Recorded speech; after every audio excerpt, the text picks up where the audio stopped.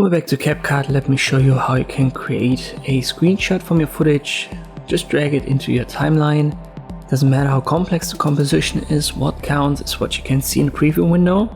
In our case, I can use the slider and let me position it maybe up to here. And let's say we want to have a screenshot right here at this position.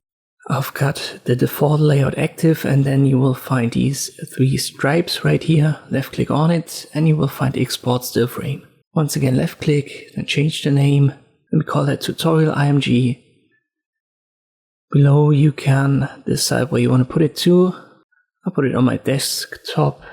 Then let me check the resolution. 1080p is fine for my project.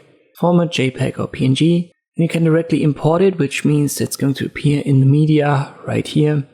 Let me do that. I export, and here it is, our tutorial img. You can use it now in your project. And this is how you can create a screenshot in CapCut. I hope this video was helpful. Thank you for watching, and I'll see you next time.